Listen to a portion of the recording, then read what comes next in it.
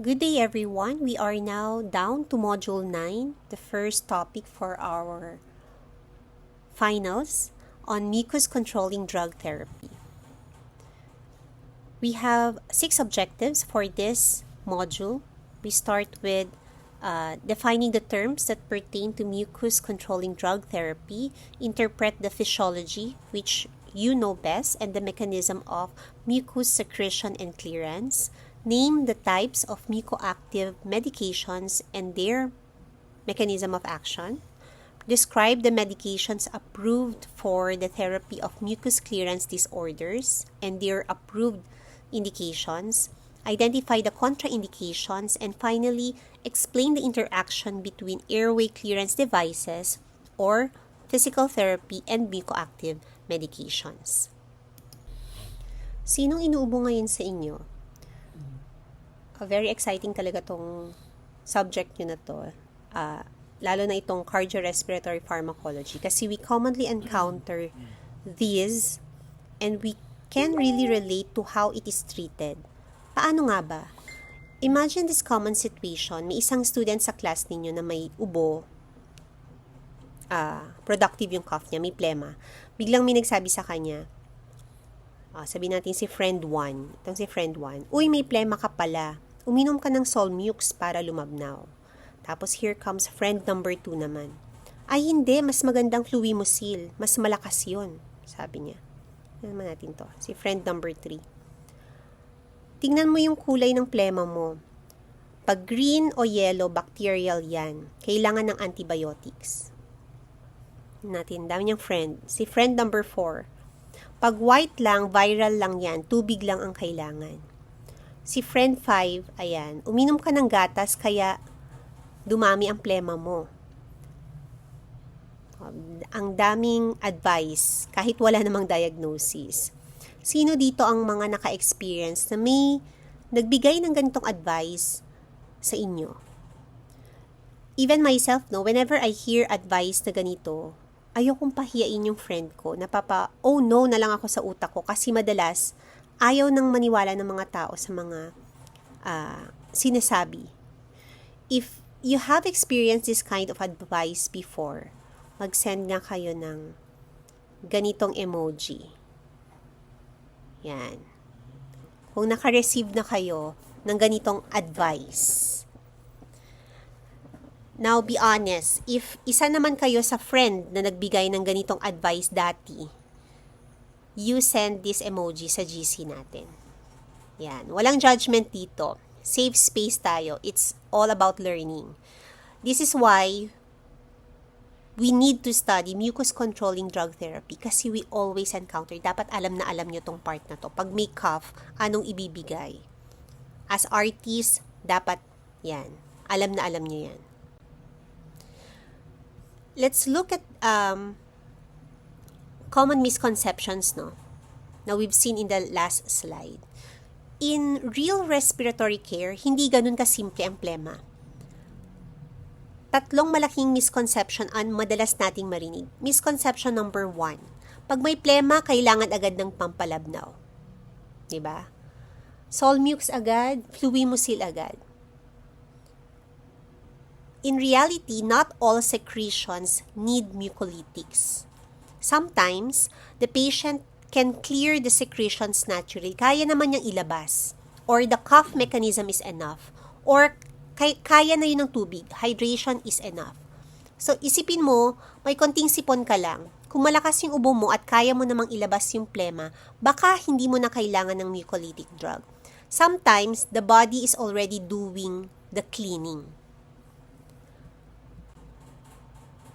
Another misconception, yung sinabi kanina ng isang friend, about the color of the sputum.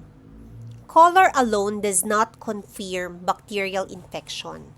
Green or yellow sputum can occur because of neutrophils. And neutrophils contain an enzyme called myeloperoxidase. Ito yung nagbibigay ng greenish color sa phlegm. Ang ibig sabihin nito, may inflammation, may immune response, but not automatically bacterial. Kahit viral yung infection, pwedeng maging yellow or green ang plema after a few days. So, color alone, at this time, dapat alam nyo na yan, is not diagnostic. So, pag may narinig kayo, anong kulay ng phlegm? O, you drink antibiotics. Now, alam nyo na. Sure kayo na, no. No? Pwedeng kahit viral yan, merong kulay yung plema niya. Another misconception, no? Pare-pareho lahat ng plema. Secretions in respiratory disease can be very different. Iba ang secretions kapag it's a common cold, it's a chronic bronchitis, asthma, cystic fibrosis, or bronchiectasis. So, kung iba-iba itong mga sakit na to, the treatment should depend on the type of secretion. So, nakita nyo dito, pag common cold, mostly mucus. Pag chronic bronchitis, mucus hypersecretion yon. Pag asthma, mucus plugs. Pag cystic fibrosis, DNA-rich pus from neutrophils. At pag bronchiectasis, infected sputum. So, kung iba-iba pala ang plema, dapat ba pare-pareho rin ang gamot? Of course, hindi. Dapat iba-iba rin yung gamot kung iba-iba rin yung plema. That is why we use the broader term sa respiratory pharmacology na mucoactive drugs and not just mucolytics alone. Later, we'll see sa definition of terms what are the difference of these terms. So, we first start with the big picture. When we talk about mucus, hindi lang siya plema na iniisip natin na kailangan tanggalin agad. First, we need to understand this mucociliary escalator is actually the major defense system of the lungs. Ano mga ba yun? Think of it like this. Parang may automatic cleaning system yung katawan natin. The mucus traps dirt, bacteria, and particles. Yung cilia push it upward. Parang escalator yon. Then either inuubo natin or nilulunok natin. So normally, the lungs are self-cleaning. Now, what happens if this system fails? Failure of the mucociliary escalator can lead to mechanical obstruction of the airway. Meaning, hindi lang infection ang problem. Nagbabara mismo ang daanan ng hangin. Think of it just like the kanal, no, sa labas ng bahay nyo. Kung tuloy-tuloy ang daloy, ibig sabihin malinis. Kung may bara yun, kung barado, nag-iipon ang dumi. Ganon din sa airway. Kapag hindi gumagalaw ang mucus properly, naiipon, bumabara, at nahihirapan huminga ang patient natin. Now, let's shift mindset. Mucus na lagi natin gustong alisin o tanggalin o naiinis tayo dito is not the enemy. It actually has important functions. So, dito nakikita ninyo, it's protective. Pinaprotektahan niya ang airway from harmful particles. It's lubricating para smooth ang flow, hindi dry ang airway natin. It is waterproofing. It prevents drying and damage of airway lining. And lastly, ito yung pinaka-important, no, na function niya. It entraps microorganisms. Hinuhuli niya yung bacteria at viruses.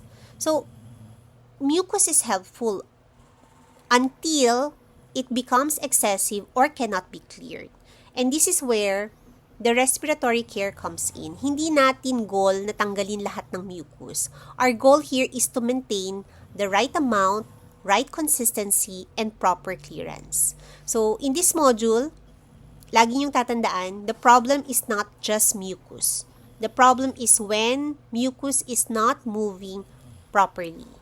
So, that's why, dyan papasok yung ating mucus-controlling drug therapy.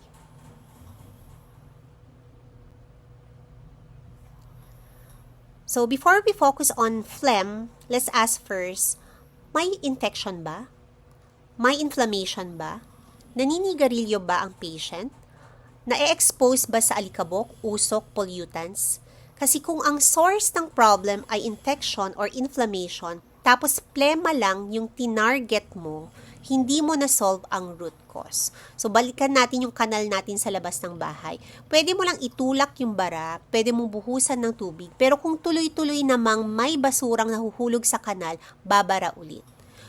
Kung may ongoing infection at inflammation, tuloy-tuloy din ang excess secretion. That's why, root cause muna. Tingnan mo muna kung anong root cause.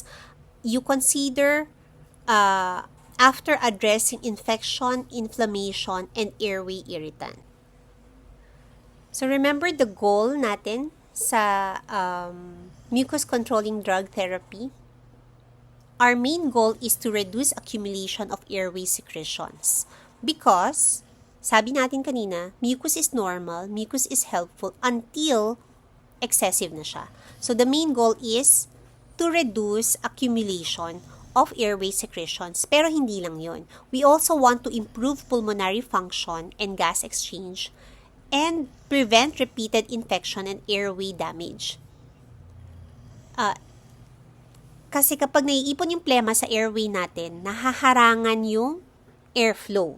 Hindi maayos yung oxygen exchange at doon, nagiging breeding ground siya ng bacteria.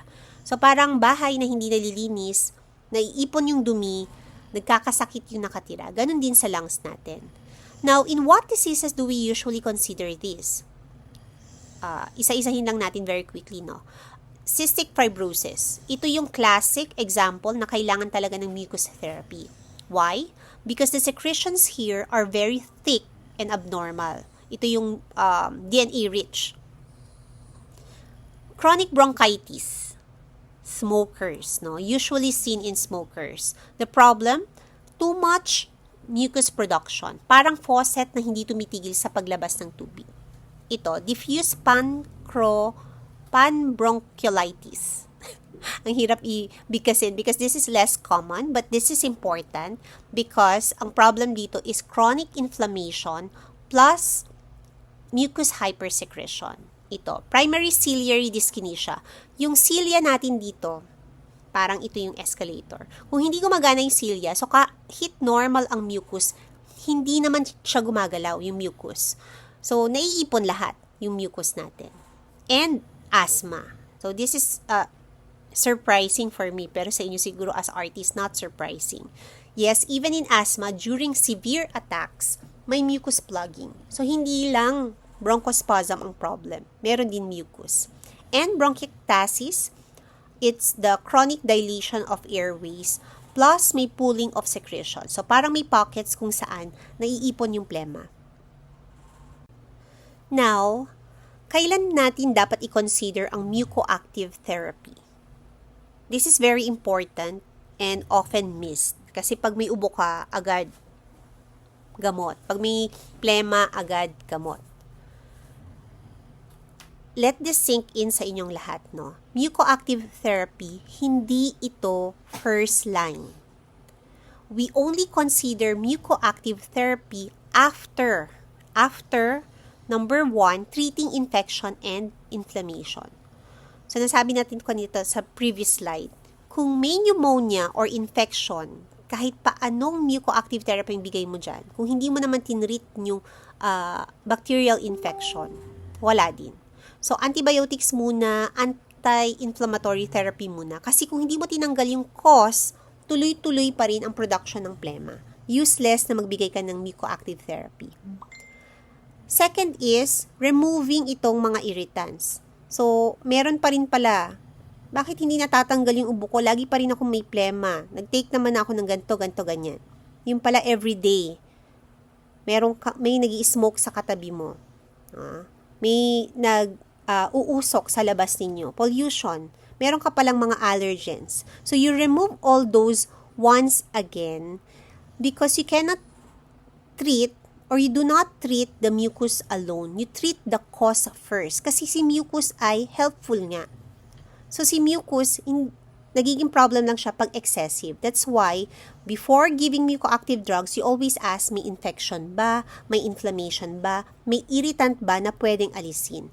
Because, if you skip these steps, you are only treating the symptom, not the problem. So, again, hindi siya first line. It's a part of a bigger management plan. And as future RTs, hindi tayo basta nagbibigay ng gamot dahil may plema lang. We always ask, why is the mucus there? And why is it not clearing? Let's talk about classification of mucoactive medications. Medications differ in their mechanism of action. Hindi pare-pareho ang mucoactive drugs. Hindi porket parehong para sa plema ang gamot, ibig sabihin pareho sila ng ginagawa. Remember earlier, may nagsabi, Solmux ang gamitin mo. Tapos, sabi ng isa, Fluimucil mas malakas. But the question is, pareho ba talaga sila ng ginagawa? Second concept here is secretion properties also differ. Hindi lang gamot yung iba-iba, iba rin yung mga secretions natin, iba rin yung plema, pati yung plema iba-iba rin. Some mucus is thick and sticky, others are watery but excessive. In the case of cystic fibrosis, full of DNA. Or yung iba, normal naman pero hindi gumagalaw yung mucus. So, if there are different problems, ibig sabihin, iba rin yung solusyon for each. For example, if ang problem natin makapal ang plema, you might need a mucolytic, pampalabnaw. But if the problem is hindi gumagalaw ang plema, you might need a mucokinetic approach. The third concept here is the source and properties of airway secretions plus the mechanism of action is the basis for clinical use of the drugs. Isa lang ibig sabihin dito, hindi tayo basta nagbibigay ng gamot. We ask, saan galing ang plema? Anong itsura niya? Anong problema? Sa production ba or clearance? We match the drug to the problem and not just the symptom. So, that's why understanding classification is very important before giving any mucoactive medication. Hindi dahil may plema, Solmux agad for everyone. And that is also why hindi tayo basta-basta nangongopya ng gamot ng iba. So before we go to the drugs, saan ba talaga nanggagaling ang plema? Ito yung beauty of pharmacology. Kasi we only understand talaga kung paano gumagana yung mga medicines natin if we know kung ano yung sakit natin. So, saan ba talaga nanggagaling yung plema? Because before we treat the mucus, we need to understand where it comes from. So, we have two phases of mucus. Mucus is not just one simple substance. So, meron tayong two layers, the gel layer and the weak gel periciliary layer. The gel layer, which is the outer layer, ito yan. Ito yung nakikita natin as plema, thick, sticky, the one that traps bacteria and particles. This is what gets coughed out. Yung periciliary layer, the inner layer natin, ito naman yung nasa ilalim. This is watery, thin, allows the cilia to move freely. So, imagine parang jelly on top of water. Yung jelly, siya yung gel layer. Yung water natin, siya yung periciliary layer. If this balance is disturbed, yung ang mangyari is very thick yung gel layer natin or very dry yung periciliary layer. Hindi gagalaw ang mucus properly. This is what happens in diseases like cystic fibrosis and chronic bronchitis. The mucus becomes abnormal and it's difficult to clear. Ayan. Now, sino ang gumagawa ng mucus? So, meron tayong mga bida dito. The surface epithelial cells, ito yung lining ng airway natin. They include itong ciliated cells, mga may hair-like structures. They are the ones responsible for moving mucus upward. Meron tayong mga goblet cells, the mucus-producing cells, sila ang factory ng plema. And we have Clara cells. These contribute to secretion and protection. Submucosal gland naman, ito yung deeper glands sa airway. They contain serous cells, ito yung watery secretion, and mucous cells, ito yung thicker secretions.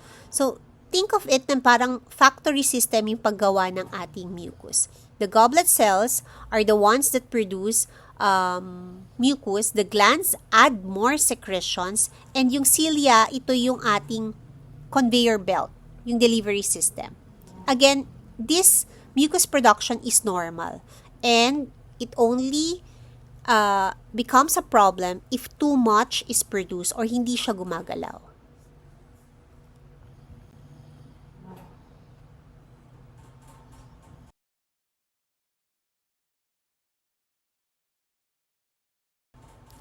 We have also factors that slow mucociliary transport. So, maraming factors ang nakakaapekto sa mucociliary transport, and this is very clinical. Lumalabas ito sa real patients natin. Let's start with COPD and cystic fibrosis. Sa mga sakit na ito, makapal yung plema, mabagal yung clearance. Kaya, paulit-ulit ang ubo sa patients pero hindi mailabas. Airway drying, example, naka-oxygen or ventilator na walang humidification. So, ang result nito, natutuyo ang plema or nagiging malapot, then mahirap na siyang ilabas. Narcotics, suppress cough reflex. So, kahit may plema, hindi niya mailalabas. And meron tayong endotracheal suctioning. Yes, ito'y nakakatulong alisin yung plema, but nakaka-damage din siya ng cilia, yung hair-like structures natin, kapag madalas yung suctioning. So, we need balance parate.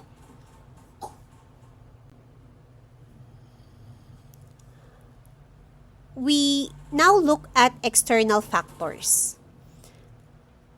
For airway trauma and tracheostomy, nawawala ang normal filtration and humidification. So, mas dry, mas prone sa infection, mas mabagal ang clearance. Pag cigarette smoking naman, this is one of the worst factors. Pinaparalyze niya yung cilia. Pinapadami niya yung mucus. So, tambak ang plema, hindi rin gumagalaw. Pollutants, ito. Allergic talaga ako sa maraming usok parati. This is very interesting because in low levels, temporarily, mag-i-increase ang movement ng mucus. But at high levels, there's damage or decrease in transport. So, too much exposure ay harmful for pollutants natin. And lastly, hyperoxia and hypoxia. So, usually, hypoxia lang ang naririnig natin. Pero meron tayong hyperoxia dito, which is too much of oxygen. So, too much of everything ay dangerous. So, ito, too much oxygen, too little oxygen. So, too much oxygen causes ciliary damage. And too little oxygen, poor function. So, again, balance na naman ang key natin dito.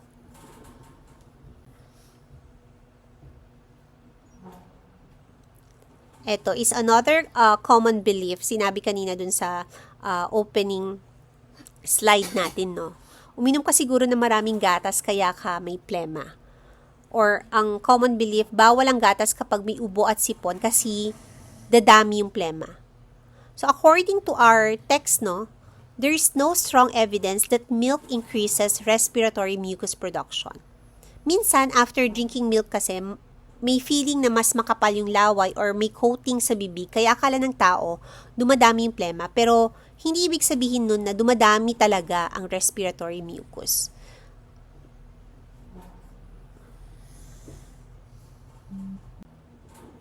Now that we know kung paano naproproduce ang mucus, we need to know na hindi lahat ng pasyente pare-pareho ang paggawa ng plema.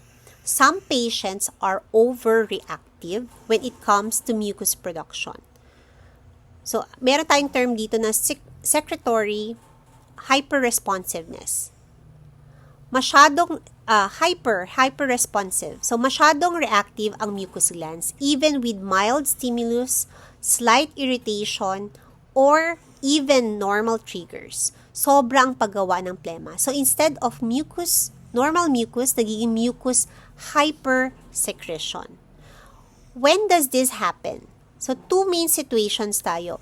Intrinsically or in response to bronchoprovocation. Intrinsically meaning intrinsic, within the patient, may underlying condition na talaga. Or it is triggered or bronchoprovocation, tinrigger ng allergen, cold air, or smoke. Yun. Kaya nagkakaroon ng mucus. Which patients are high risk? So, important ito. Those with middle lobe syndrome, those with poor drainage area where mucus tends to accumulate. Yung may mga cough variant asthma, ubo ang main symptom kahit walang wheezing but mucus production is active.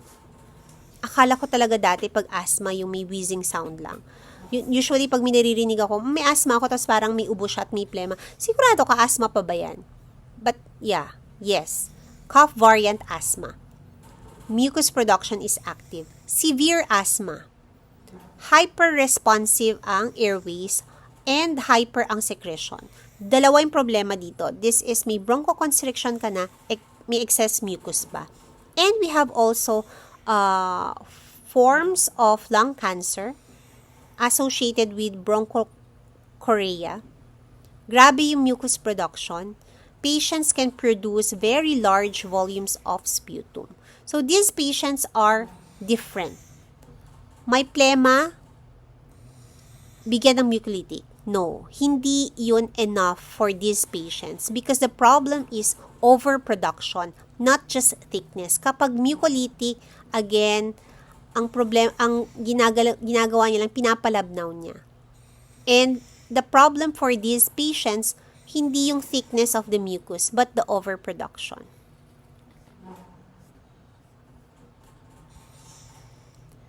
So, checkpoint number 2, kanina number 1, no? Isasend nyo sa akin yung mga emoji na sinend ko sa inyo kanina kung may na-receive na ba kayong mga ganong advice or kayo ang nag-advise ng ganon. Okay lang yun. Walang judgment. Now, we have checkpoint number 2. Again, these checkpoints, mga anak, is plus points. So, I record this for your next quiz natin. So, the first 5 lang na makakapag-send nitong ating mga checkpoint answers ang mabibigyan ng plus 1 for every checkpoint. So, checkpoint number 2, send a common advice na wala sa diniscuss natin para na binigay sa inyo or na alam ninyo about phlegm. And tell us if this is a myth or a fact.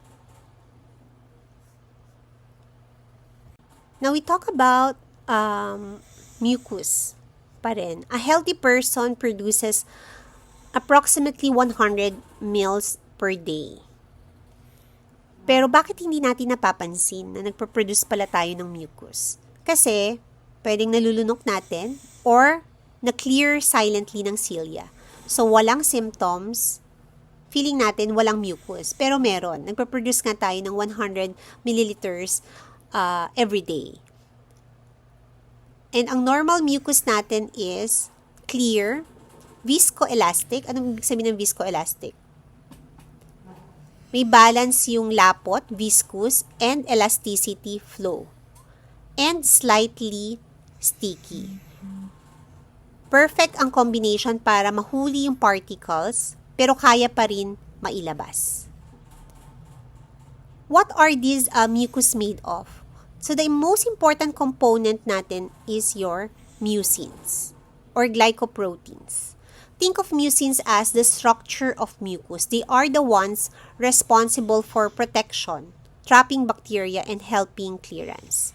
So, para siyang net or sticky gel, kung very weak, walang mahuhuli. Kung very thick naman, hindi siya gagalaw.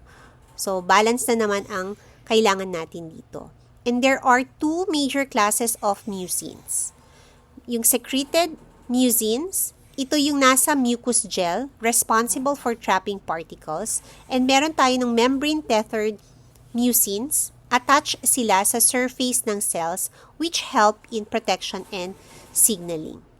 So, this happens when this balance is disrupted. So, too much mucin, that means thick mucus. Pag abnormal yung mucin, sticky and hard to clear. So, up until now, hindi natin kaaway si mucus. Kaaway natin siya pag may overproduction at abnormal yung mucus natin. Ayan, tingnan natin itong mucin natin dito, no? This is a mucin monomer. Itong picture natin na to. Para siyang isang piraso ng mucus structure. It has a protein backbone. So, makikita nyo to. This is a whole protein backbone with sugar side chains. Yung mga parang nakalagay dyan. Mga sugar side chains yan. Yung sugar side chains natin na in-enlarge dito, those are oligosaccharide side chains. They are made of serine, threonine, and N-acetylhexosamine. Ito yung nagbibigay ng stickiness, water holding capacity ng ating mucus. So, simple lang naman yung idea dito. Sugars na naman ang may sala. Sugars ang dahilan kung bakit malapot at sticky ang plema. And yung connection ng sugar natin to the protein is through O-glycosidic bond. Very biochem. This is important kasi ito yung nag-a-anchor ng sugar chains sa protein backbone natin. And tingnan nyo yung ating sulfur-sulfur bond, disulfide bonds. Very critical to. Alalahanin nyo tong disulfide bonds dito. These connect the mucin molecules together. When na-connect ang mucin molecules together, ang result nito, nagkakaroon ng gel structure. Nagiging thick and elastic yung mucus. So, para siyang spaghetti na nagkakadikit-dikit. And now that you know itong itsura ng ating mucin polymer, meron tayong mga drugs that act on it. That's why sabi ko na important na malaman nyo dito. Your mucolytics, like your acetylcysteine, break these disulfide bonds. Yun ang ginagawa niya. So, kapag na-break niya ito, remember, parang spaghetti ng dikit-dikit. So, mas thick and elastic. So, the network breaks down. The mucus becomes less viscous. Mas madali nang ma-cough out yung phlegm. Okay? This slide is about how the airway controls water and mucus. The airway is not passive. It actually actively controls salt, water, and mucus hydration. So, yung ating sodium transport, under normal conditions, absorbs sodium. Ito. Na-absorb natin sodium. And remember, where sodium goes, water follows. So, when sodium is absorbed, water is also absorbed into the cells. So, ang result nito, it helps regulate excess fluid and prevents flooding of the airway. Next that we have to see is the chloride transport, the secretion part. Kasi yung sodium transport natin, that's the absorption part. So, at the same time, sa absorption ng sodium, meron tayong chloride secretion through the ion channels. Yan. Chloride secretion natin. Then, the water follows chloride into the airway. The result, it keeps the airway surface hydrated.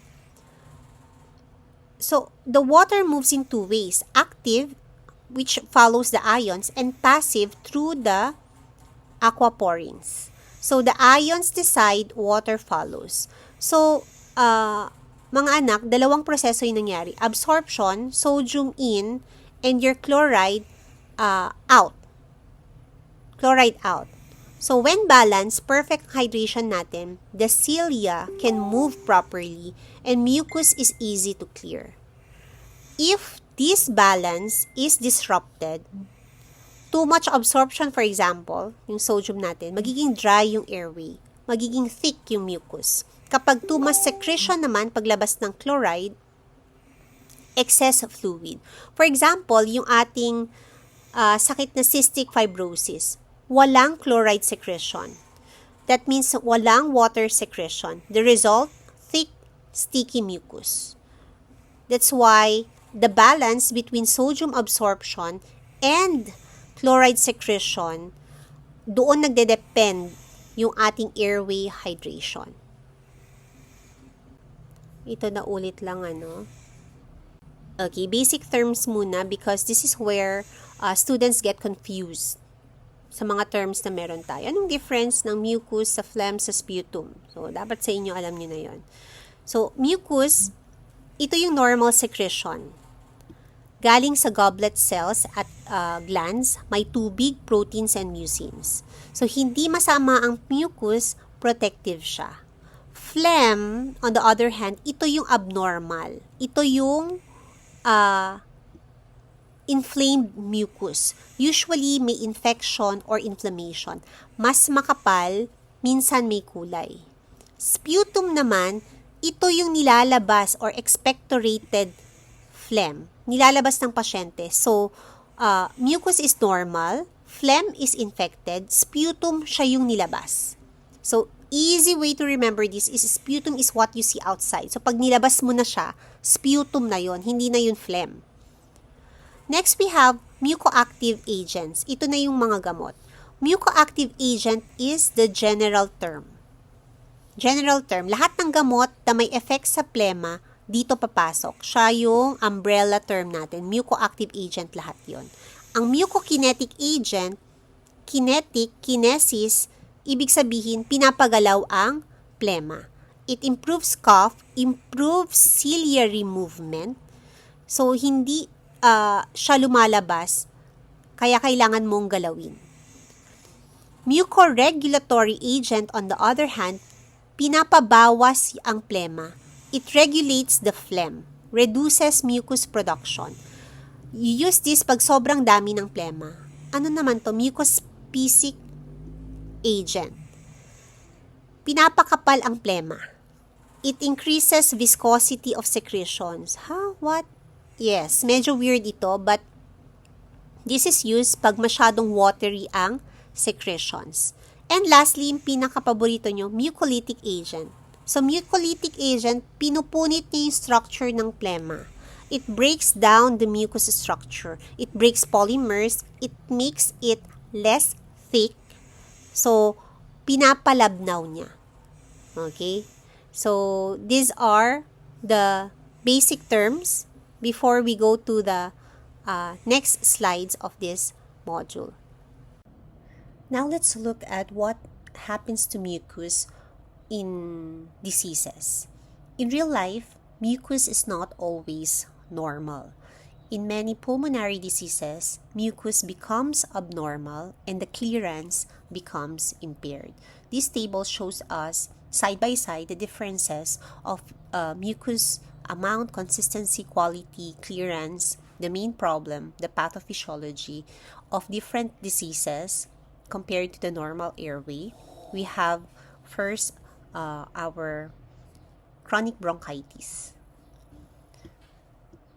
This is daily ubo with plema for at least 3 months per year for 2 consecutive years, meaning this is not just your simpleng ubo. This is chronic mucus production. And imagine this picture, no? The patient everyday may plema. The airways are constantly inflamed. Mucus is thick and excessive. For asthma, in severe cases, there is hyper secretion of mucus, but not just normal mucus because it becomes highly viscous, very thick, makapal, rigid, matigas, very sticky, and this can result to blockage of the airway completely. This is why in some asthma attacks, it becomes life-threatening and meron tayong tinatawag na silent chest. So, from these two, si chronic bronchitis, too much mucus. Si asthma naman, thick and obstructive ang mucus. Now, let's look at more extreme conditions. We start with bronchorrhea. Bronchorrhea, very large amounts of watery sputum. Imagine, hindi lang plema, parang tuloy-tuloy na watery secretion. For plastic bronchitis, this is rare but very serious because the mucus that is formed here is large, gel-like or rigid, and airway-shaped cast. Ang sabi dito, branching cast. Meaning, the mucus takes the shape of the airway. Therefore, anong na-imagine natin dito? There's literal blockage of airway branches. And lastly, are cystic fibrosis. Now, one of the most important diseases natin because the problem here is the CFTR protein is defective. If you remember earlier, ang CFTR natin, this is your chloride channel. Ano bang sinabi natin dito sa chloride channel? Sodium in, chloride out.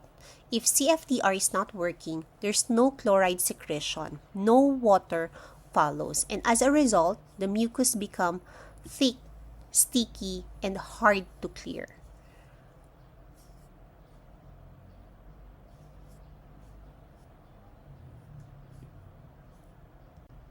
Now let's move to one of the most important parts to understand mucus behavior, the physical properties of mucus.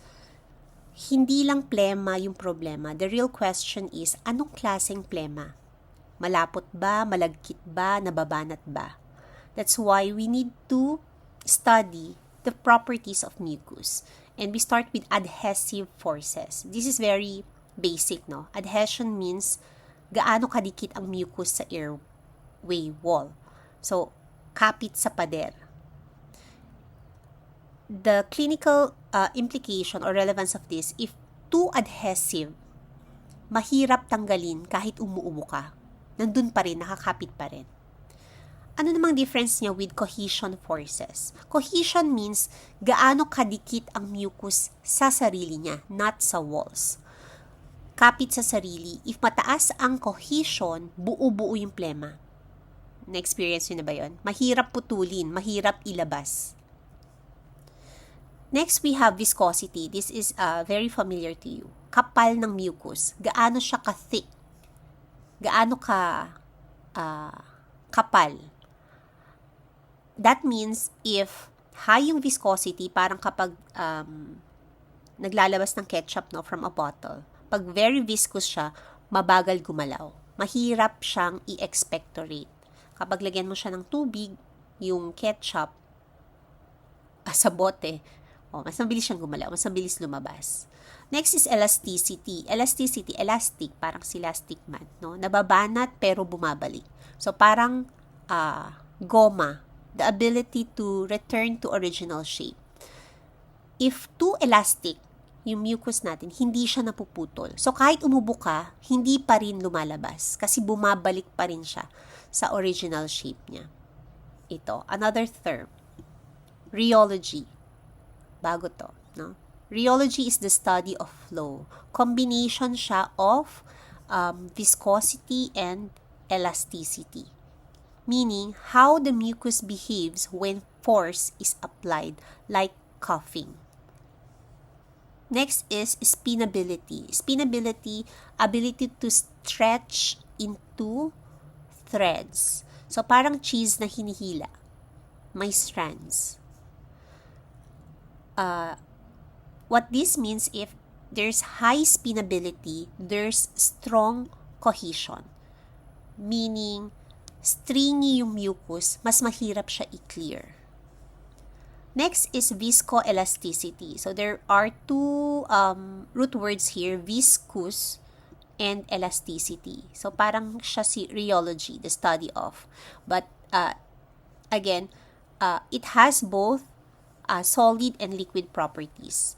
For mucus, yung solid part niya is the elasticity and the liquid is the flowability or your viscosity, meaning it can store energy and flow. So, the relevance of this clinically, balance is needed between viscosity and elasticity. If too solid siya, it will be stuck. But if it is too liquid, mahirap siyang ilabas. Ineffective yung clearance natin. And lastly, non-Newtonian properties. So, kilala nyo si Newton, the laws of Newton. Yeah. Very important concept. Unlike water, mucus changes thickness depending on force. Example, when you cough harder, mucus becomes easier to move. This is why, kapag effective yung coughing, effective yung paglabas, effective yung clearance. So, this table shows us simply that mucus problems are not just about volume, gaano kadami, but it's also about these properties, yung stickiness niya, adhesion and cohesion, yung thickness, viscosity, and stretching, yung kanyang elasticity. This figure sa book ninyo shows just the difference between viscosity and elasticity. At the left side, you can see here viscosity. This part shows a pure viscous element, meaning the material resists flow. Parang honey o parang yung ketchup nga, parang makapal na fluid. When force is applied, it moves slowly. Walang energy na nai-store. So once you push it, tuloy-tuloy lang siya, hindi siya babalik sa original form. So again, viscosity, gaano kalapot. If mucus is highly viscous, sobrang lapot, makapal, mabagal gumalaw, mahirap ilabas sa ubo. This right side here shows elasticity. It shows a pure elastic element, meaning the material can stretch and then babalik pa rin siya sa kanyang original shape. So when force is applied, cough ka, it deforms, nababanat, pero babalik pa rin siya sa original form niya. So here, unlike viscosity that no energy is stored, energy here is stored and released. But if mucus is highly elastic, nababanat siya pero hindi siya napuputol, kahit umubo ka ng umubo, hindi agad nalalabas. So comparing these two, madali naman compare ito. Viscosity is resistance to flow. Elasticity is ability to return to shape. Viscosity, walang energy storage. Elasticity, may energy storage. So the mucus is not purely viscous or elastic. No, it is both, or yung term natin kanina na viscoelastic, meaning it behaves both like a fluid or liquid, yung viscosity, and like a solid, which is your elasticity. That's why some mucus mahirap gumalaw, too viscous. Some mucus mahirap maputol, too elastic.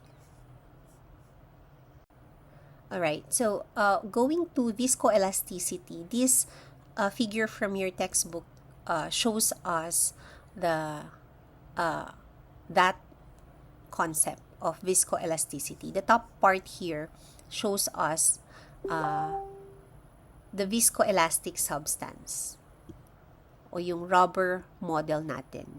So imagine mucus behavior simplified using rubber. So when force is applied, itong 10 pounds natin, two things happen at the same time. So viscous flow, the material slowly moves forward, bababa siya, parang malapot na fluid. And the other thing that happens is elastic recovery. So, the material tries to snap back. Babalik siya, parang goma. So, instead of just moving forward, it moves forward, but partially, it pulls back. Nangyari na ba sa inyo yun? Pag umubo ka, parang palabas na siya yung plema, pero parang bumabalik pa rin siya. So, The bottom part here naman shows us mucus in the airways. Yan. You go back to your figure sa airways natin. Yung mucus natin sits on top of the cilia. And what do the cilia do? They beat upward to move the mucus out. But, since the mucus is viscoelastic, so again, dalawa yung nangyayari. Ito yung mucus natin. May flow that allows mucus to move forward. Papunta siya sa cilia para good yung transport niya. And we have also the elastic recovery. Instead of snapping backward, elasticity helps maintain movement with the cilia. It actually helps coordinate movement. So in normal mucus, there's balance between viscosity and elasticity, meaning smooth yung transport, maganda yung clearance, efficient yung clearance. Pero pag may mga sakit, if too viscous ang mucus, mahirap gumalaw, mahirap i-push ng cilia palabas. If too elastic, nababanat, hindi napuputol, hirap ilabas kahit umubo. So if both elasticity and viscosity ay not normal, abnormal sila, the mucus gets stuck. Dun nagkakaroon ng obstruction. This is why we use mucolytics to decrease viscosity and hydration to improve flow. Kaya, inom ka ng tubig lang yan. Okay? We can also use mga airway clearance techniques to assist the cilia. Now, we have checkpoint number 3, no? Send a picture of mucus. Medyo weird na totoong mucus ang i-send ninyo. Or not. Pwedeng galing sa internet. Pwedeng AI generated. And analyze the picture of the mucus according to the physical properties discussed. We have a table kanina of the physical properties. You analyze that mucus according to those physical properties. Again, the first 5 to send sa chat box natin gets 1 additional point sa ating next na quiz. Now, let's summarize the types of mucoactive agents. This is, I say, the most important dito sa ating module because this is how the drugs are grouped clinically based on what they do to mucus. So, we start with, kung saan tayo familiar, no? Mucolytics. Mucolytics, lytic, andyan sa term natin yan, it breaks the mucus. From the word itself, lytic means to break. These drugs break down abnormal polymers like DNA, disulfide bonds, and actin inside mucus. You've seen the disulfide bonds in the mucus or mucin figure in our previous slide. So, yun yung binabreakdown natin. Examples include your N-acetylcysteine or NAC, your Dornase alpha, thymosin beta-4, and your gelsoline. So, anong effect nito? The effect is bumababa ang viscosity at cohesivity, meaning mas malabnaw at less sticky ang mucus. Clinically, what you need to remember, your gelsoline reduces viscosity, thymosin beta-4 reduces stickiness, and when combined with Dornase alpha, mas powerful ang effect. So, if mucus is makapal at malagkit, think of mucolytics. Ito naman yung favorite natin parati, the mucolytics. Next is your expectorants. Expectorant, easier siya to expectorate. So, paano ito nangyayari? Expectorants meaning make mucus wetter. These don't break the mucus, instead, they add water. Examples ito, yung guaifenesin natin and sodium bicarbonate. Mas maraming tubig, mas manipis ang mucus. That's why a non-pharmacological advice normally kapag may cough is uminom ng maraming tubig. Kasi mas manipis ang mucus. Pag mas manipis ang mucus, mas madali siyang ma-expectorate, mailabas. So, important note here, yung sodium bicarbonate natin is something that theoretically for us draws water in. But clinically, wala strong evidence on that. Pero pag sa cystic fibrosis, important ito kasi acidic ang mucus due to bicarbonate problem. So, if mucus is dry, lagi yung iisipin, water. Pag dry, hydration, water. That is, we need expectorants. Next, we have mucokinetic agents. When we define what mucokinetic agents is, ang key term natin doon, kinetics. Moving the mucus. Hindi nila binabago ang mucus itself, but they change or improve the movement.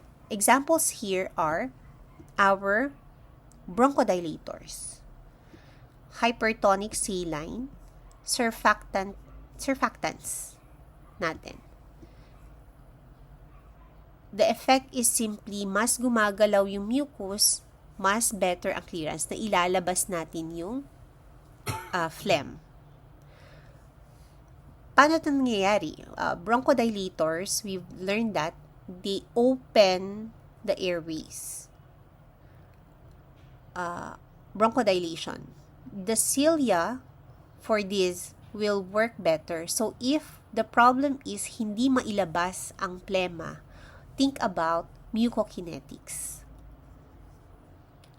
Next is, you have surfactants. It's under mucokinetic agents. Paano siya nakaka-help? Sabi natin, it enhances movement. But for surfactants, it makes mucus glide.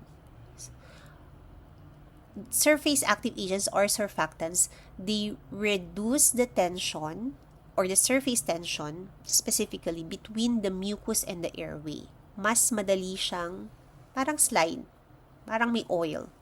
Less adhesion, mas madaling gumalaw at mas madaling kumalas ang mucus. So this is important because it prevents airway dehydration.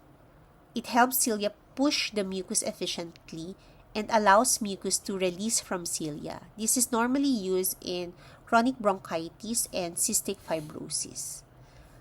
Next is your mucoregulatory agent. So, it regulates. So, again, ito is on the production of mucus. It regulates the production of mucus. Anong ginagamit natin dito?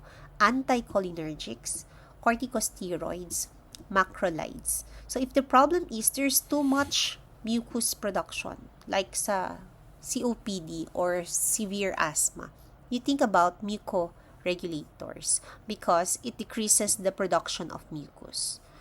We have antiproteases. This blocks inflammation-driven mucus. It targets, ang pinaka-ano natin dito is inflammation. Because it blocks neutrophil proteases, that's why antiproteases that stimulate mucus production, meaning it's under mucoregulatory agent. Example here is alpha antitrypsin, recombinant SLPI. This, ang effect nila, less inflammatory mucus. Ang alam natin kapag inflamed yung mucus, saka siya tinatawag na phlegm. And lastly, gene therapy. Fixing the root cause. It replaces the defective CFTR gene. Ang vectors natin dito, your adenovirus, lentivirus. Its effect is it restores normal ion transport. There's a problem with the transport system. So, if it restores the ion transport, magiging normal yung mucus. But this gene therapy is still experimental. It needs to be safe, stable, and non-immunogenic. So, if easier to remember, no? You break, you wet, you move, you control, you protect, you hydrate, and you replace. Each drug class solves a different mucus problem. Let's look at the next slide. So just to make it easy for you, this is the sequence that I told you about. Break, wet, move, control, protect, support, and replace. Break is for mucolytics, breaking the mucus itself. Wet is for adding water. That's for your expectorants or hyperosmolar agents. For mucokinetics, kinetics movement. So move to improve movement of mucus. We have bronchodilators, hypertonic saline. Then we have control, controlling the overproduction. So we reduce mucus production using anticholinergics. Kilala nyo to, atropine natin, drying, no? Corticosteroids and macrolides. But important clarification for control, hindi sila nagpapatuyo lang. They reduce overproduction and not dry everything. For protect, yung ating anti-proteases, which is under mucoregulators also, but specifically, they reduce inflammatory mucus production. And for support, this is under mucokinetics din natin, gliding, using surfactant therapy. And lastly, yung ating experimental pa is the gene therapy. This is specifically for your cystic fibrosis where you have a problem with your SFTR gene. So the solution is to replace or correct it for it to be able to restore normal mucus hydration. So we talk about the 4 major drugs in Module 9, your N-acetylcysteine, Dornase alpha, hypertonic saline, and guaifenesin. So sa book natin, no, when you click the QR code dun sa, I think, 4th page, pwede mong ma-access itong kanilang mga flashcards on the drugs per chapter. So we have here for the acetylcysteine. Ayan, papakita niya yung mechanism of action, the doses na meron tayo. We start with N-acetylcysteine or NAC is a commonly known mucolytic but with an important clinical twist. First, in terms of its classification. N-acetylcysteine is a mucolytic agent, specifically a thiolytic agent. Pag favorite yung orgchem or biochem, when we say thio, we're looking at sulfur or sulfide bonds. So, it works chemically by breaking disulfide bonds in mucin. You saw that in the figure. So, i-break niya itong mga disulfide bonds using its sulfhydryl or SH groups. So, theoretically, pag binreak niya yan, it will lead to decreased viscosity of mucus, meaning the mucus becomes thinner. Pag mas thin siya, mas madali siyang mailabas. Indications, yes, it has been used for thick viscous secretions. But, a note no, na nakalagay sa textbook ninyo, this benefit is actually theoretical and has limited clinical evidence. Actually, ang most important and board-relevant use of your NAC is actually as the first-line antidote for acetaminophen or paracetamol overdose. Because ang problem with NAC is, though known siya to thin itong mga secretions, it does not significantly improve mucus clearance. So, it's not recommended as routine mucoactive therapy in respiratory care. For adverse effects naman, ang major concern dito is bronchospasm. Although, sabi dito, it's less common with diluted solutions like 10%. It can also cause airway obstruction because kahit nalusan yung mucus, kung andun lang siya, hindi siya na-clear, it can accumulate doon. For incompatibilities, incompatible siya and should not be mixed with several antibiotics. Yung mga nasa cytochrome P450 antibiotics natin. Ampicillin, amphotericin, erythromycin. Those. Kilala nyo to, tong NAC natin. But, mga acetylcysteine. In the Philippines, the most common form is oral, and it's widely available over the counter.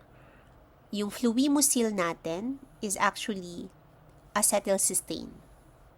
Yung meron ding mga fluimucil granules para sa mga bata.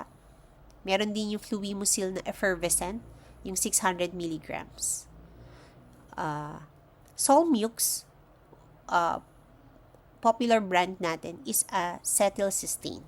Meron ding X-Flem.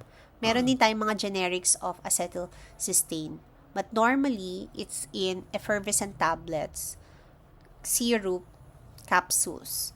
So, ito, ginagamit siya here in the Philippines for cough with phlegm. Meron din tayong mga IV form of your N-acetylcysteine, but it's not used as mucus controlling drug therapy. It's for the, yes, yung nasabi kanina, for the overdose of paracetamol.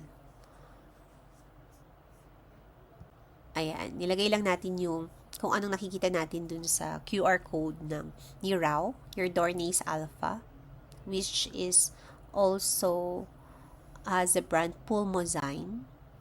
Yan, mechanism of action niya, the therapeutic effect, may nebulization siya, the contraindications, and the interactions.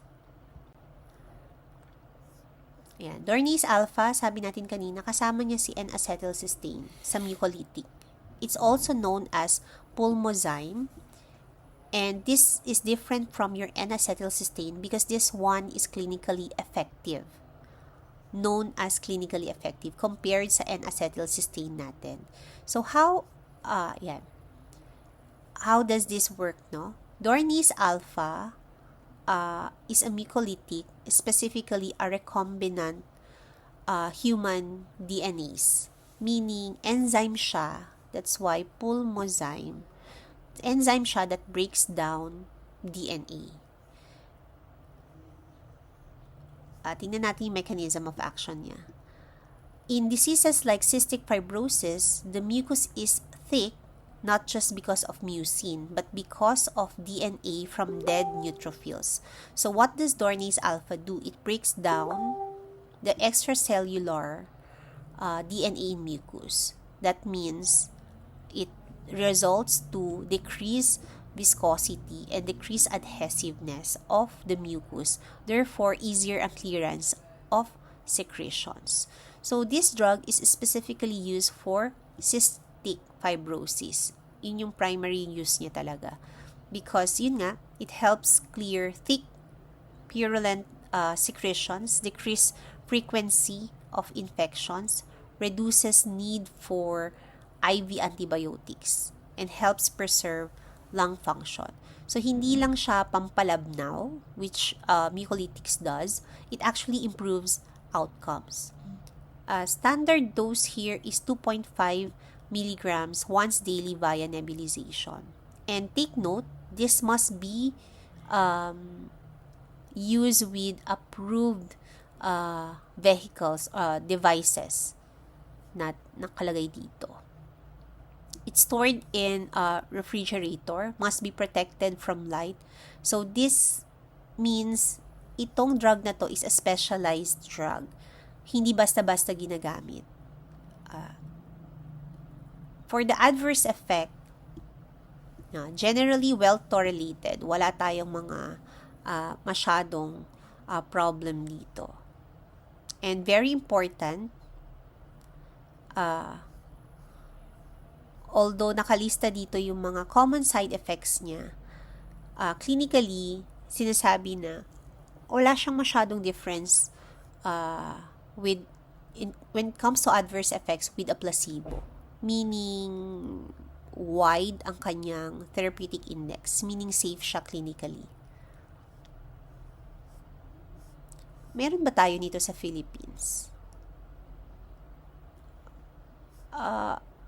Meron tayo nito, but it's usually found in specialty hospitals, mga pulmonology centers, or yung mga may cystic fibrosis programs.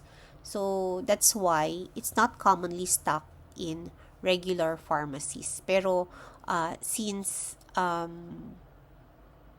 it's used for cystic fibrosis, ito lang to, inhalation solution. Ang talagang brand natin dito is your Pulmozyme, the only major brand for Dornase Alpha. Next, yung ating sodium chloride.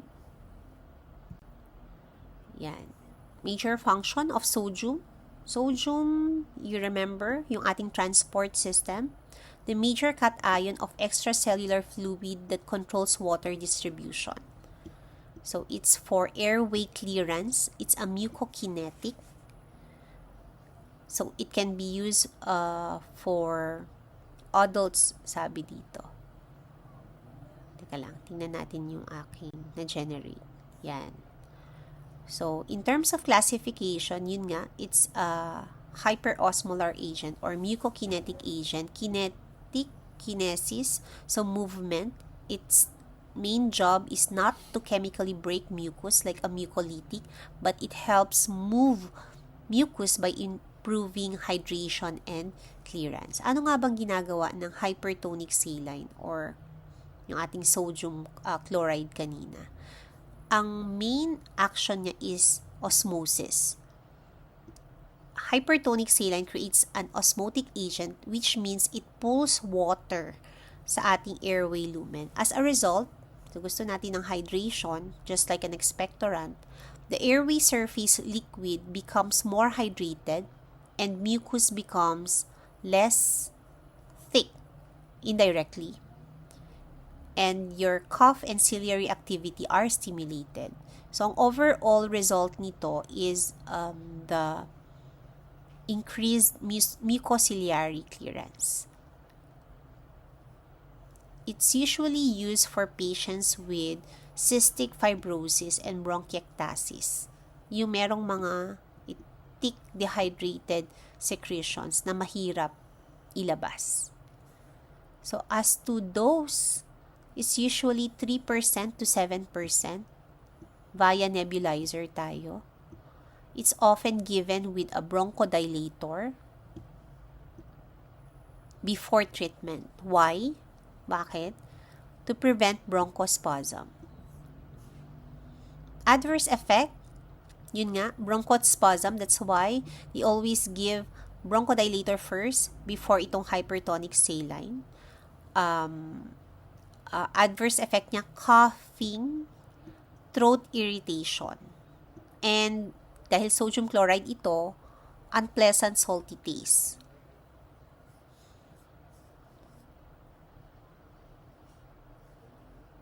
Yan. Yun lang naman. Meron ba tayo nito dito sa Philippines? Most common concentrations natin sa Philippines, 3%, 7%. But 3% mas ginagamit siya. Unlike your NAC, wala tayong mga brand recall for sodium chloride. Usually, ang nakalagay dito sa nebule, sodium chloride 3% nebule or sodium chloride 7%. Usually, hospital prepared ito or pharmacy compounded. Pero nung huli, dun sa baby ko, we can buy it naman sa pharmacy. Meron silang mga sodium chloride nebules. Oh, yes. Yung doctors natin, ang practice nila, they usually prescribe by concentration naman, not by brand. But there are several brands, Euromed, Bribron, Otsuka, na ginagamit dito. And the last one natin is your guaifenesin, which is one of the most commonly known cough medicines, especially here in the Philippines. Ano bang mga guaifenesin natin na brands na alam ninyo? Robitussin, may Solmux din na meron siyang combination variant. Not only carbocisteine, meron siyang kasamang guaifenesin. Tuceran, may guaifenesin yan. So, let's talk about guaifenesin. In terms of classification, it's an expectorant. So, meaning, it helps you expectorate because ang keyword natin dito is it makes it more wet. Okay? It does not chemically break mucus, but it makes mucus easier to cough out. So, guaifenesin works mainly by irritating the gastric mucosa, and it produces a reflex in respiratory tract secretion. So, in simple terms, it increases volume of airway secretions, it enhances hydration of mucus, and as a result, there's more water in the mucus, less thickness, easier expectoration. So, think of guaifenesin as a drug that helps make mucus wetter, not one that breaks down. It's commonly used for productive cough, upper respiratory tract infections, bronchitis, and its main role is to loosen and expel mucus. Yan. In the Philippines, ang meron tayo dito, syrup, Robitussin, no? Capsules or tablets. Very often, mahahanap po itong guaifenesin sa combination drugs. Kasama niya si carbocysteine. For adverse effect, ano mang adverse effects ng ating, generally mild. I'm sure nakapag-take na kayo nito in 19, 20 years, no? Some patients may experience nausea, vomiting, dizziness, or headache, but this drug is well tolerated. That's why you can buy it over the counter.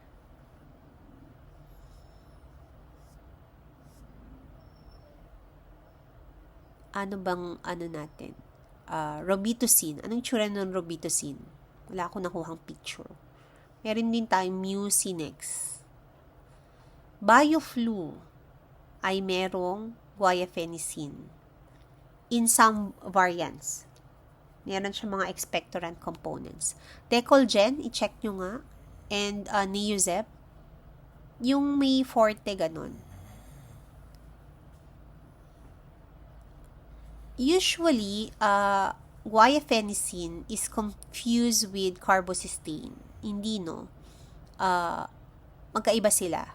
Carbocysteine is a mucolytic. Cysteine, guaifenesin is an expectorant. Okay, another checkpoint. For checkpoint number 4, may tatlong questions. So, you answer na parang checkpoint number 4, ABC. Checkpoint number 4, BAD. Tatlo dapat yung sagot nyo. And the first 5 who answers, no, again, has an additional 1 point sa next na quiz natin. So, this is number 1. Which mucoactive agent works primarily by breaking disulfide bonds in mucus, thereby reducing viscosity? Number 2. A patient with cystic fibrosis is prescribed a medication that reduces mucus viscosity by breaking down extracellular DNA from neutrophils. Which drug is this? And lastly, which of the following best describes the primary mechanism of expectorants such as guaifenesin? Gusto ko lang i-highlight itong part ng ating mucoregulatory agents. We have under mucoregulatory agents yung ating anticholinergics kanina. Dito, hindi natin pinapatuyo yung ating plema. The real mechanism of action here is they reduce excessive mucus production. So instead of drying existing mucus, they control overproduction. That's why mucoregulatory ang work nitong mga anticholinergics dito. And we have corticosteroids, which is actually another module that we will be tackling.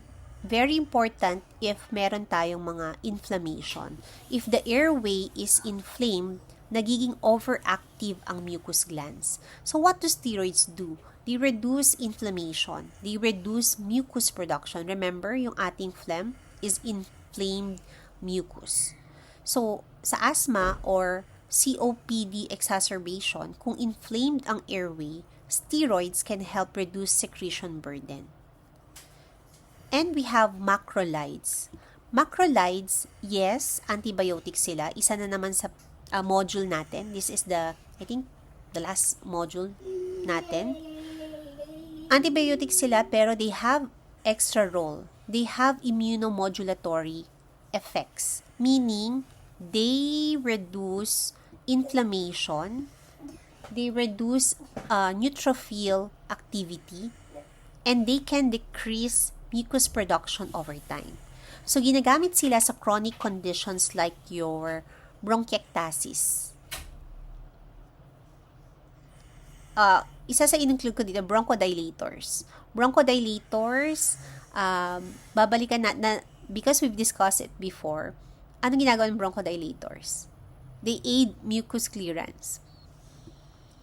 Mucokinetic, ang sabi dito. Anong ginagawa nila? They improve expiratory airflow, meaning mas madaling ilabas yung plema. So, in simple terms, just like what we've learned last time, it dilates. Kung makipot ang airway, binubuksan nila yung daan. Kung ang problema ay makipot yung daan, bronchodilator helps. But, and this is important, hindi lahat ganun ang problem. If the airway is floppy or collapsing, kahit buksan mo, pwedeng hindi pa rin effective ang clearance. At ito talaga yung na-enjoy ko learning with you itong ating cardiorespiratory pharmacology because aside from drugs, I've learned na napaka-importante ng physical and mechanical methods in managing mucus. Hindi lang tayo umaasa sa gamot. We also move, mobilize, and clear mucus physically. Kasi sa totoong buhay, we don't do this. Pero very important pala siya. It's as important as taking the drugs. First, we have the airway clearance therapy. This is a general term. Kasama dito yung chest physiotherapy. Yan, tinuturo ni Ma'am Nancy yan sa akin nun. Positioning, different airway devices. But, board tip ito ha, postural drainage alone is not strongly evidence-based and it can increase GERD risk, especially in certain positions. So, in practice, we use this airway clearance therapy based on patient response and preference. Hindi siya one size fits all. Next is insufflation-exsufflation, the cough assist machine na hindi ko pa siya nakikita. So, para siyang artificial or machine-generated cough. So, ang mechanism nito is positive pressure, may lung inflation, then negative pressure, it stimulates cough.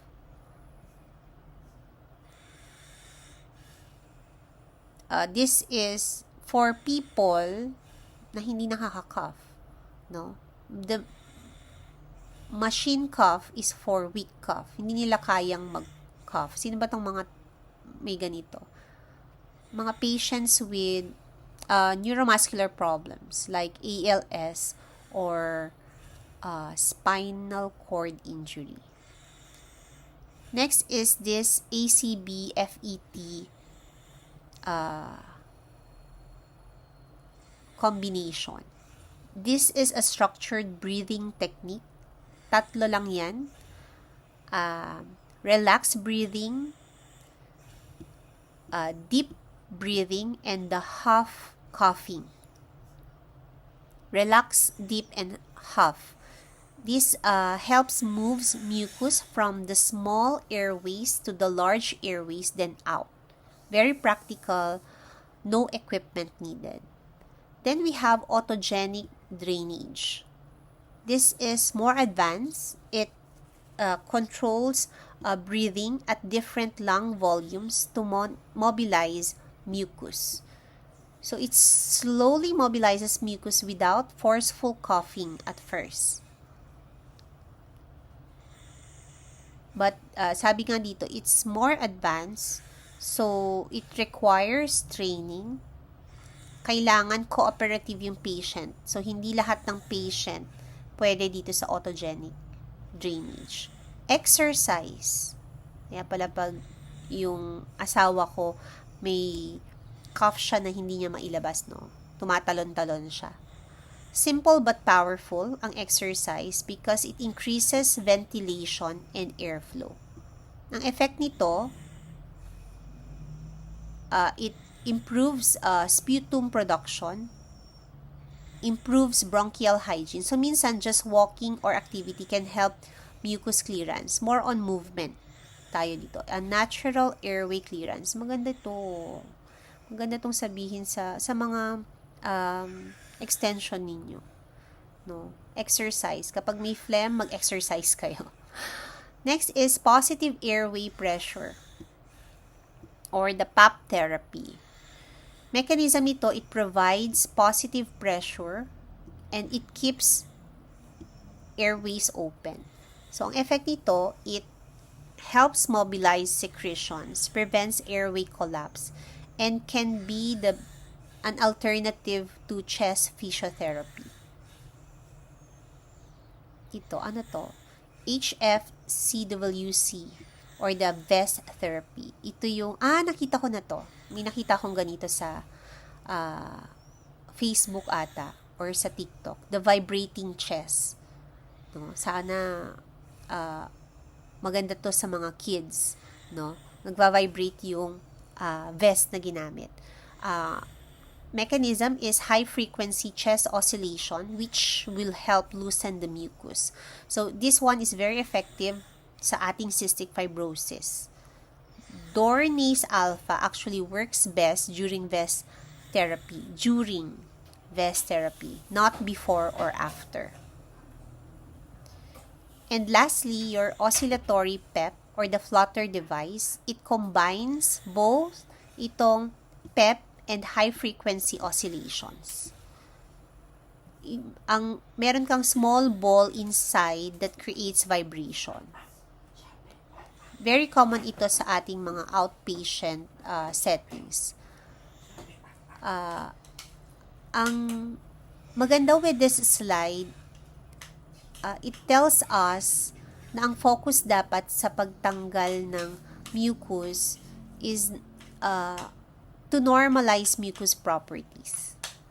Don't just remove the mucus, you improve its quality, you improve its clearance also. Because low viscosity mucus is easier to clear, transport, and suck. So, meron tayong iba't ibang tools and that goes hand in hand with the drugs na na-discuss natin. I remember during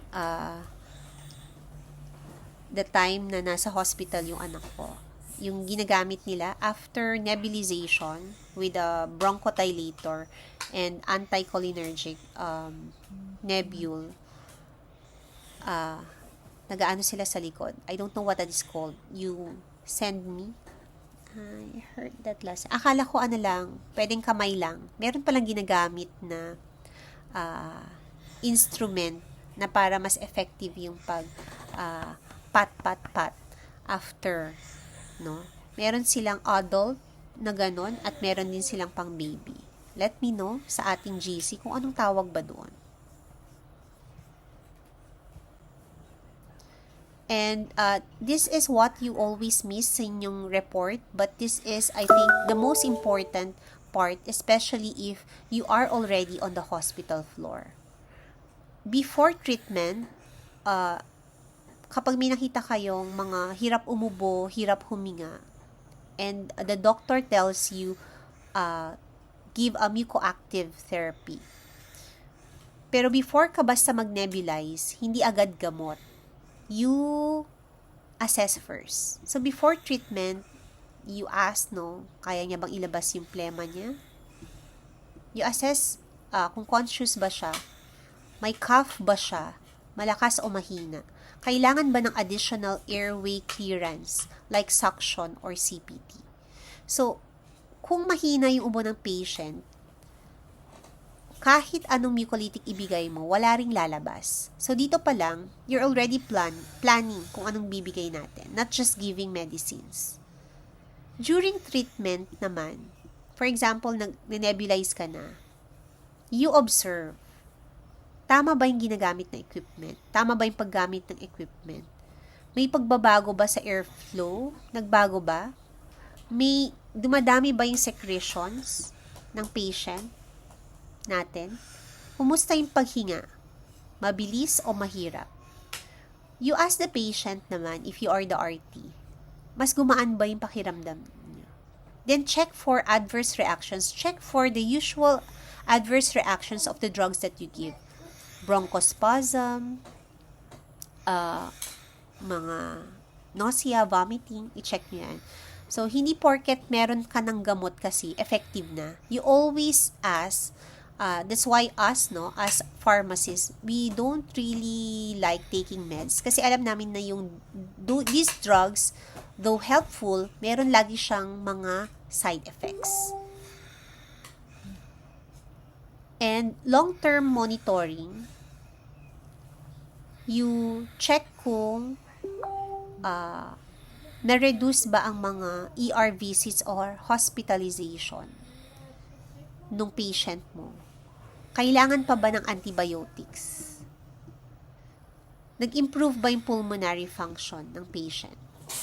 So, hindi lang nalabas yung plema today, okay na yon. Kasi kung hindi gumagaling yung patient over time, there's another problem. And the most important para sa atin is the contraindications or cautions. When to avoid or modify the therapy. Kapag ang patient natin is severely compromised, yung FEV less than 25%, mahina yung vital capacity or weak yung expiratory flow, may GERD siya, hindi niya kayang protektahan yung sarili niyang airway. So, this is the time that you pause, hindi ka agad gagawa because you ask, safe ba itong gawin? Kasi kung hindi niya kayang protektahan yung airway niya, there's risk of aspiration. Kung may GERD, some techniques can worsen reflux. This is what separates a good RT from a great RT. Not just knowing what to do, but knowing when not to do it.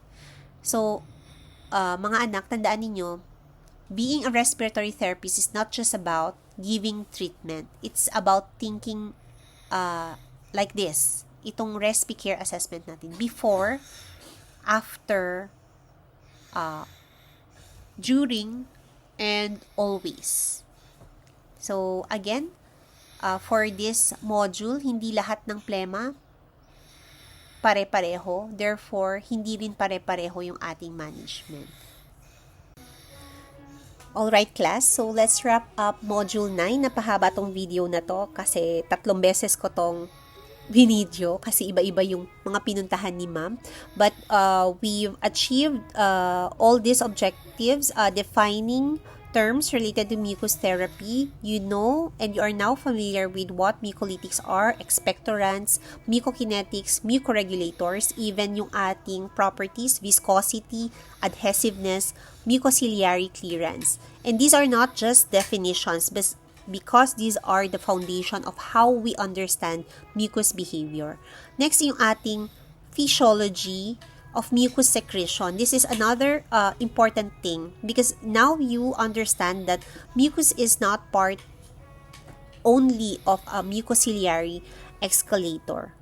It protects, lubricates, and traps microorganisms. And when that fails, pag nagkaroon ng thick, stagnant mucus, it leads to obstruction and infection. So the problem is not mucus itself, it's the abnormal mucus or the impaired clearance. Yung ating third part, the types of mucoactive medications, isang table na to, yung nakita natin yung mucolytics, expectorants, mucoregulators, yung ating mucokinetics. So, you can now differentiate those classifications of drugs.